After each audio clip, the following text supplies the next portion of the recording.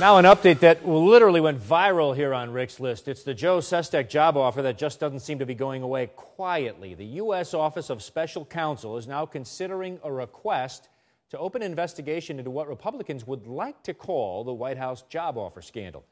Democrats tell me this is all old news, a closed matter, and by the way, it happens all the time.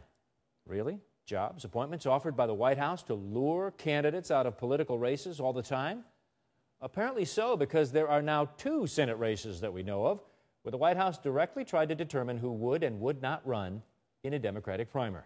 Thank you all very much. It's the job that really wasn't a job that first started this mess. Did the president, did the White House offer you the Secretary of the Navy gig?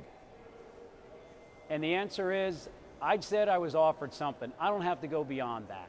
Congressman Joe Sestak telling our Rick Sanchez there was an offer, but later backtracking, as the White House tried to explain in a statement, it was actually Bill Clinton intervening on behalf of White House Chief of Staff Rahm Emanuel, who was offering not a job, but a non-paid and yet not fully disclosed position on an advisory board, if Sestak would just get out of the race against fellow Democrat Arlen Specter. The White House lawyer's conclusion? No paying job, so no crime. A little harder to explain, though, is what happened in Colorado.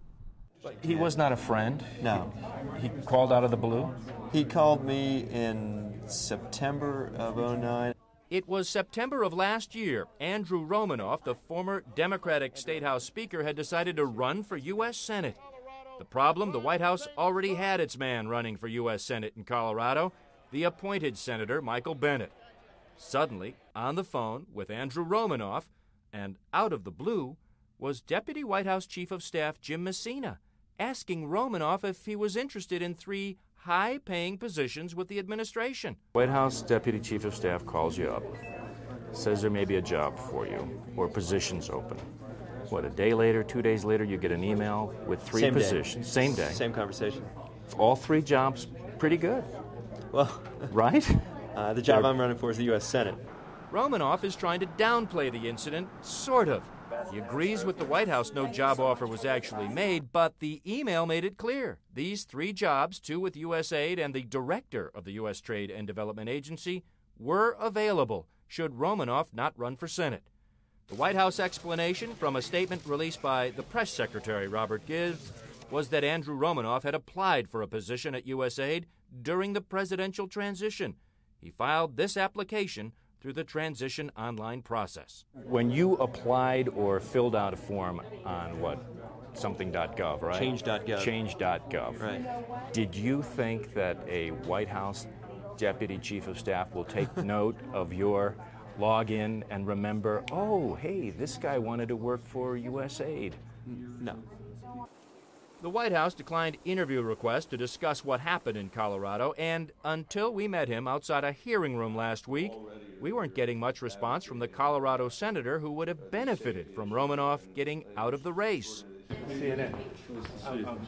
The appointed U.S. Senator, Michael Bennet, whose campaign admits he did know about the White House intervention in advance. Did you ask Messina, hey, don't offer him a job, don't offer him these positions? No, that's not for me to do. My job is to run the primary race that I'm running, and that's what I'm doing. I understand that, but my question regards to the White House basically meddling in the Colorado Democratic primary. Do you think that it's the White House's role to try to decide who can and cannot run in your state's primary? No, I certainly don't think it's the White House's role. Bennett's Democratic primary opponent, Andrew Romanoff, says he doesn't want to politicize what happened, but it is giving him a chance to brand himself as a true outsider. I think it's a fact that my opponent has become one of the top 10 recipients of Wall Street cash. He serves on the banking committee and has taken money from Goldman Sachs and other investment banks. He serves on the healthcare committee and has taken a great deal of money from the insurance industry and the Mr. drug Romanoff, companies. he's supported by the White House. That's true, too. Republicans smell blood. They are calling for investigations, want to know if laws were broken, and especially if the president knew. The White House insists the answer is no. Is that Assume that's feasible? right. Sure. That in 2 Senate races where the White House administration was trying to intervene to get rid of one of the primary candidates, The president wouldn't know what his deputy chief of staff or White House chief of staff I was doing? certainly don't have any reason to doubt what the White House has said about that.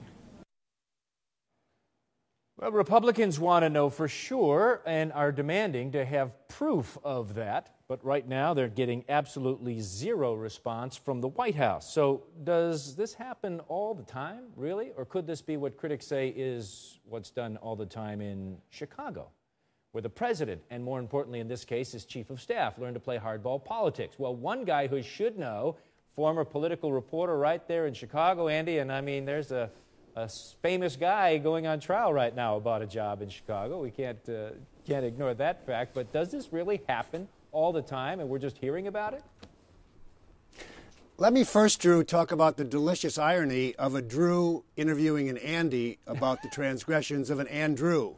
This seems like we're kind of on top of all of it, huh, guys? It's perfect. Look, I wish I could feel a sense of outrage, because as the head of a good government organization, I like nothing better than to call out politicians and public officials for transgressions. But by Chicago and Illinois standards, this is a joke. This is an administration which needs allies in the Democratic Senate, basically taking a public official, a distinctive public official who is the Speaker of the Colorado House, and trying to find a fit for him for a job in some foreign affairs related area. He comes from Colorado, which has a large Latino population. In a sense, this is just the essence of politics. Would you not expect a president to try to maintain a friendly Democratic senator in a state rather than take a chance on a competitor? Now, if money had been suggested here, some kind of quid pro quo that was financial in nature, retire a campaign debt, something like that, then this would definitely be untoward. But a conversation about seeking a job, which, by the way, Mr. Romanoff had been looking for anyway, a conversation about an appropriate job for a qualified individual, that's not pay to play. That would be laughed off the pages of the newspapers and off the screens of television here in Chicago, because this is just basic everyday politics. I get that, but, you know, he's 10 months beforehand he applied for this job. It's only when he becomes a Senate candidate or is talking about being a Senate candidate that he gets a call from the White House. And you say there's no money involved. These are jobs of $150,000 and north of there. I mean, it's not money coming out of a back pocket. If not illegal, isn't it somewhat unethical or hypocritical for this hope and change government administration to be doing this kind of stuff? Well, that's the hot button you have pressed. It is a question of business as usual. And yes, in fact, this is business as usual. So if Obama is being held to a different standard, that is that the hope and change mantra was supposed to be accompanied by a politics that was above this sort of thing, you're absolutely right. It's untoward by those standards. But that's not realistic. Rahm Emanuel, David Axelrod, Valerie Jarrett, they come out of the crucible of Chicago politics. They understand hardball. And from where I'm sitting here in Chicago, if you haven't broken the law, then you really aren't culpable. If you're being accused of business as usual and something that may raise an ethical question, that's different. Yes, if you want to hold him to a higher standard, he hasn't met it here. He didn't meet it with Joe Sestak, but it's so far from criminal or really serious. It's so far from needing an investigation. I would urge the Republicans to focus on the problems in the Gulf and the other problems with the Obama administration and not waste a lot of time and energy on this one, because it's almost laughable. I'm covering the corruption trial of a governor accused of virtually selling the state to the highest bidder. This is hardly that. Right.